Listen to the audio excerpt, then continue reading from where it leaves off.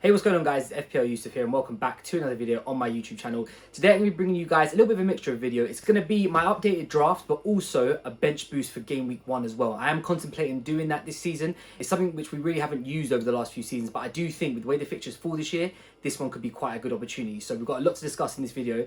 If you do enjoy this one, please don't forget to drop a thumbs up and subscribe down below. And as always, let's just jump straight into it.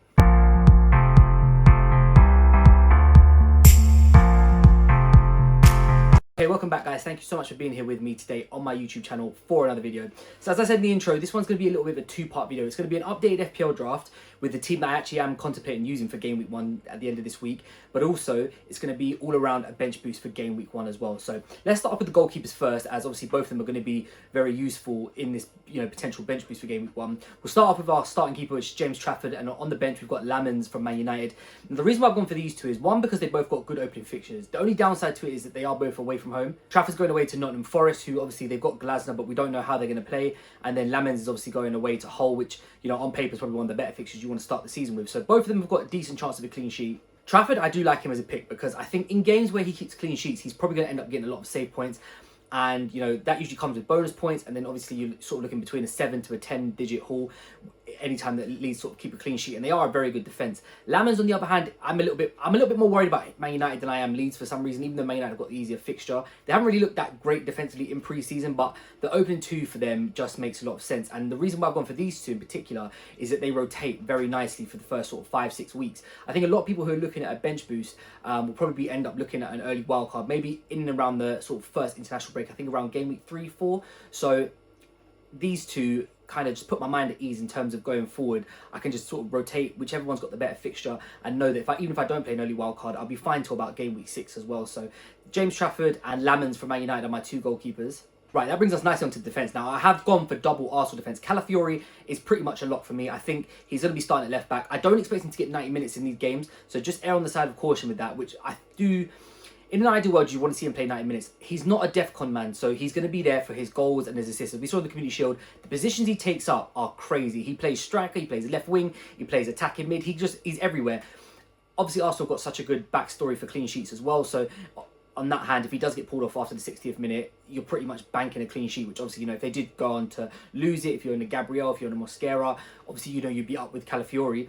The other defender I've gone with is Ben White. Now, at the time of recording this, it could be Mosquera. It's going to be one of those two. I don't think I'll have the money to get to Gabriel, so another 5.5 million defender.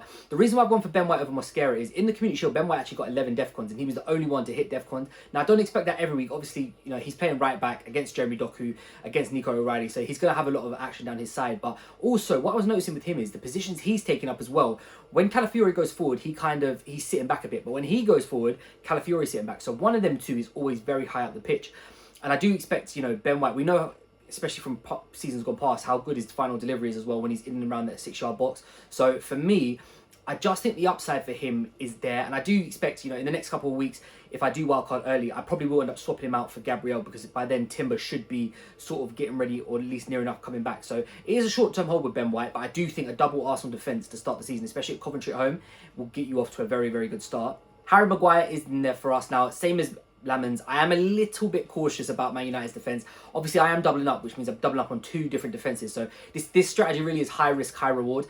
But I do, Hull away on paper, and this is all we got to go off so far, is just a really good fixture. Maguire's a threat from set pieces. We saw in their last pre-season game against AC Milan, he did score inside the, I think, second minute. So he does have that aerial threat there. Like I said, I'm a little bit erring on the side of caution. That defender there may change. I might switch to another team as we get closer to Friday's deadline. But for now, Harry Maguire is going to be in there. That brings me on to the two defenders that I've got on the bench. So we'll first start off with Trey Hume. He is playing right wing for Sunderland. Now, you couple that with a guy who's down as a defender, so obviously every time Sunderland keep a clean sheet, he's going to get the 6 points. He has been scoring in pre-season as well, and they have got a very nice opening fixture against Ipswich away. So all of that sort of culminates into somebody that I want to own. Goal threat, clean sheet potential, and a great opening fixture. So he, for me, is going to just sit in my team at 4.5 million. He's one of those defenders that, I have no issue in getting rid of him. First opening couple game weeks, Sunderland have got nice fixtures as well, so he is there to stay. Palestra from Chelsea is my last defender. Now, this is the one that I could move to. So he's 5.5 million. He's not going to get DEFCON. Again, owning him is going to be all about the attacking threat. My only problem is that the DEFCON defenders are so consistent, especially when you get someone like a Van Dijk, like a Tarkowski, somebody who continuously ticks over. more often than not, they are going to outscore a guy who's going forward and attacking a lot. And obviously, if Palestra scores, if he gets an assist coupled with a clean sheet, that's when you get the big returns. 5.5 million is a lot. There is potential that I swap to Reece James. Obviously, Reece James has been playing in midfield. You couple that with his, clean sheet potential, obviously because he's down the defender. But there are other options that I am looking at potentially moving to as well. So Palestra is probably the biggest question mark for the defence right now. But I do want to go for something a little bit different. My biggest concern is Chelsea as a team. I'm not too sure how I feel about their defence at the moment. They've got an okay start to the season. They start off with Fulham away. It's not the greatest fixture in the world. I do expect Fulham to sort of create chances in that. Will the Chelsea keep a clean sheet? It's possible, but I think Palestra for me is the biggest question mark right now in the defence. Right, midfield, let's talk about it. And I'm going to start off with Manchester United. I have not got Bruno Fernandes in my team. I've gone for Bryan Mbeumo. Now, there's two reasons for that. Number one, the money saved on Bruno spreads so nicely, allows me to get an overall better squad. I'm not actually sure how influential I think Bruno's going to be this year. Part of me is thinking, obviously, he's on penalties. He will take some set pieces. The biggest turn-off for me has been that Yuri Tielemans has been starting and has been taking set pieces as well. So I think that there could be a little shift there. Bruno's not really a goal threat, man. He's not really an open play goal threat. Obviously, if they get a penalty, he will take it. He's more of an assist threat. Bryan Mbeumo, for me, at least for the start of the season, I do expect him to be playing through the middle as a number 9. Obviously, that could be Cunha. He may go out on the right-hand side, but for me, I do think that the goal threat is there, and I'd rather take a gamble on Mbeumo with goal threat than Bruno with assist threat and spread the rest of that money around. So no Bruno Fernandes for me, only one Man United player. I've actually got a triple up in this team of Manchester United, but like I said, that may change with Harry Maguire. But Bruno, I just can't get to him right now, and it's going to have to be Bryan Mbeumo for me. Iliman Ndiaye, just Mr. Consistent, 6 million.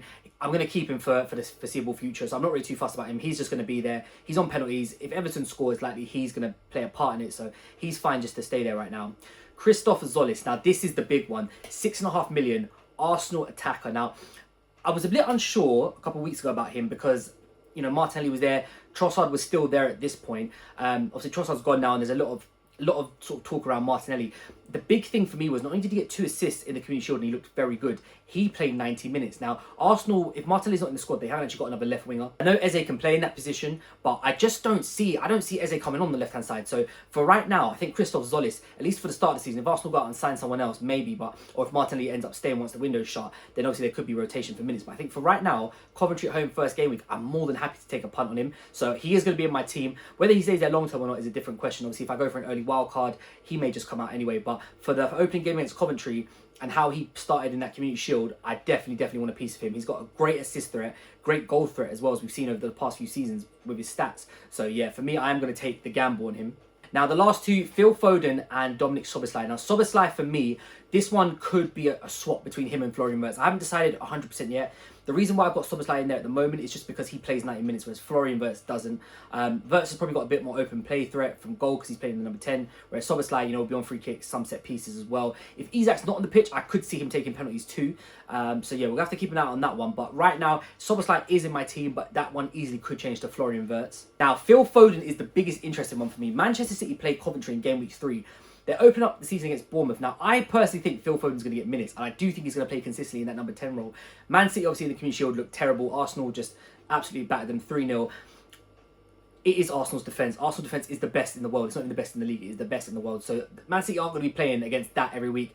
It was Haaland's first game back. It was Nico O'Reilly's first game back. There's a lot that went into this game that probably won't be there in a few weeks' time. Now, Phil Foden, for me, it's one of those ones that I just have a feeling. So right now, he's in my team. If I do start the season with him, I will just hold him to at least game week 3 at the bare minimum because that's the Coventry at home game and that's the one I want to target. There is potential that if I don't start the season with him, Kevin Schade will be the man in there. I do like Brentford and I do want to own a piece of their attack. Right now, I haven't got anyone in there. Igor Thiago is the biggest one. I could potentially get to him, which we're going to talk about in a minute. But Kevin Schade, for me, offers that high explosive upside where he's got that ceiling of getting a 12 to 16 pointer on any given day. And obviously, Phil Foden is not going to be in my team. That frees up a midfield spot. It will free up 0.5 million as well. So right now, Phil Foden's there. Whether or not he will be there come Friday's deadline, that's another story. Okay, that brings us on to the forwards now. Last up, so we're going to start off with Erling Haaland. Now, there's a big talking point around him, and do we want to own him come the start of the season? So we saw in the Community Shield, he only got about 55 minutes. He's not 100% fit yet. Now, do I expect him to start game week 1? Absolutely. Now, he's notorious for getting off to the start of the season very, very quickly, very, very hot, and he usually ends up like a brace, a single. Like, he's known to start the season really well. He hasn't ever played in the World Cup in the summer and then gone straight into a season, so we're not sure how that's going to affect him yet. 15.5 million is a lot of money for a player who can you guarantee is he going to play 90 minutes for the first opening few games? I think this one solely depends on whether you've got Bruno Fernandes or not. If you've got Bruno Fernandes and you've got another big premium in your team, maybe there is potential that you can go without him until game week 3, because like I said, Coventry at home, you're going to want to own him because he's going to be massively captain that week. I personally am just going to keep him there. I haven't got Bruno Fernandes in my team. The money doesn't really hamper me by owning him. And for me, if he gets chances, he will score them. So it's not about Erling Haaland as such. It's more about how other team going to create for him. That's my biggest concern. So I am just going to own him. I'm going to keep him in there. He's an easy captain choice every week as well. So Haaland for me will be in there, but I have seen a lot of talk around, is it worth having him in there? I do think it's definitely a consideration. Okay, João Pedro next. Now for me, this one is almost another lock. I just think if Chelsea are scoring goals, it's going to be him. He's looked very, very, very, very good at the start of this pre-season. You know, he's been getting goals, he's been getting braces here and there, and I just don't see anyone else taking that spot off him from Chelsea. He's probably going to play 90 minutes most games. He's got good goal threat. He's got good pieces around him as well. So for me, João Pedro is just going to stay there, at least for the time being. Chelsea have got a nice opening run to the season as well, so I'm in no rush to get rid of him. The one player that I've got in here, who at the moment is a differential, but I'm not 100% sure if I'm probably about 50-50 at the moment, and that's Brian Brobby. Now, he's got a great opening run to the fixture with Sunderland. They've got, the first 2 games are really nice. My only question is there somebody else that I could transition to start the season better? And the 2 names I've got is Dominic Calvert-Lewin and Igor Thiago. Now I think all 3 of them offer high upside. I think all of them are on penalties other than Brobby. I think Enzo Lefebvre is on penalties for Sunderland, but obviously Igor Thiago for Brentford and Dominic Calvert-Lewin for Leeds, which does give them a little bit of an edge over Brobby. Obviously the big thing is trying to get to, with Igor Thiago, trying to make up that money to get to him, and right now it would have to be Foden dropping down, maybe changing up one of the defenders, which I don't know if I really want to do at the moment, whereas Dominic Calvert-Lewin is less than what Brobby is, so you'd actually be saving money. So this one, I'm 50-50 at the moment. This really is just a toss of a coin. If I had to be honest and ask, would I be starting the season with Brobby? Because I've got Trey Hume, who's playing right wing for Sunderland at the moment, probably not. But I can definitely see him doing well. I think Igor Thiago is the one that's tempted me the most out of all 3 of them. Calvert-Lewin's a nice pick. You know what you're going to get with him. He had a great season last year. Probably going to have the same again this year. But I think Igor Thiago for me is the one that I'd probably be looking, if I am going to sort Brobby out for someone, it will definitely be him. Okay, thank you guys so much for watching this video. If you have enjoyed it, please don't forget to drop a thumbs up and subscribe down below. We are nearly there. We've only got a couple of days left to go. So this video will be up hopefully on Tuesday. I'll be back Wednesday where we talk a little bit more in depth about some of the teams that you guys from the community have been doing. We'll take a look at run through kind of what players are template, what players are differentials, and then obviously on Friday morning, maybe Thursday even, depending on what time I can get it up, I will have my final team selection where I show you guys exactly the team that I'm going into the season with. Will I be playing bench boost? Will I not? That one will be decided in that video as well. So stay tuned for all of that. But as always, thank you so much for watching this video. If you have enjoyed it, please don't forget to drop a thumbs up and subscribe down below. And I'll catch you guys next time.